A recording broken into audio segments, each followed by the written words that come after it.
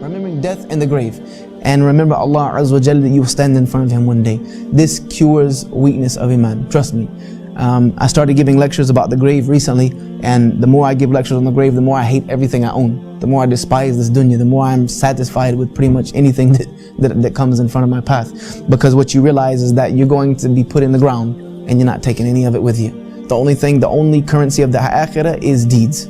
When you reach that grave, it's almost as if there's a sign there that nothing beyond this point except IMAAan salih. Nothing behind there except the good deeds that you have done or the bad deeds that you have done. That's the only thing you can take beyond that point. So dragging all this dunya around with you, it's not going to be yours anymore. We must remember death. The Prophet ﷺ said, remember often the destroyer of pleasures. Remember often the destroyer of pleasures. And what is the destroyer of pleasures? Death. Death is going to destroy all that which you covet of this life.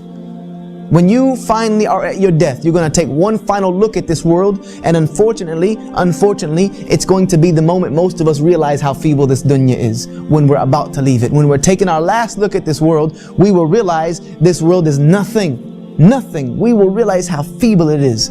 But the people who are blessed are people who realize that before death. The Prophet ﷺ said about this dunya, and this is how we're going to finish inshallah. He said about this world that once he was walking with his companions, and there was a dead carcass on the side of the road that was deformed. A dead, deformed carcass on the side of the road. And he picked it up. It had little ears, it was deformed. He picked it up. And he said, which one of you will buy this from me for a dinar? Meaning, who would buy this for me for a pound? They said, Ya Rasulullah, we wouldn't even take it if you gave it to us for free. We would not even take this dead, stinking, deformed carcass from you if it was free.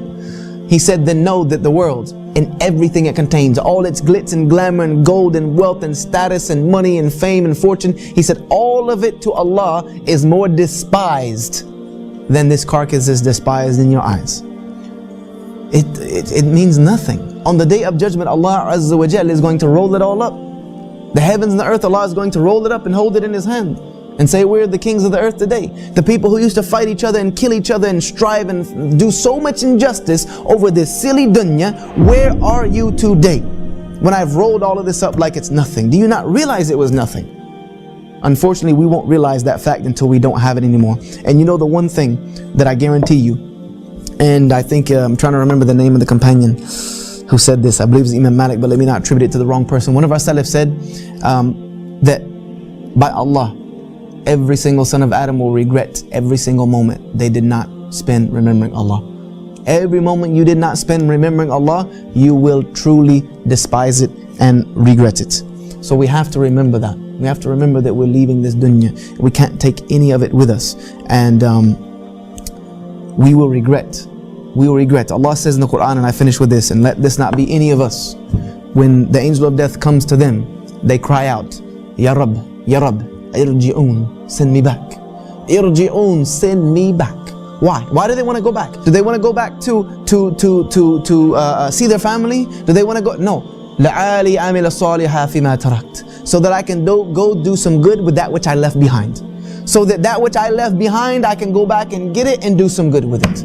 Let us not be of those people, insha'Allah ta'ala. Let us do the good that we have while it's in front of us. And let us avoid the evil that is in front of us while we're here. Let's take advantage of the things that Allah has given us to purify ourselves and to purify our hearts. And I ask Allah Azza wa Jalla to give us the tawfiq, the ability to purify that which is inside of us. Because if we can make the heart good, then the rest can be good, insha'Allah ta'ala.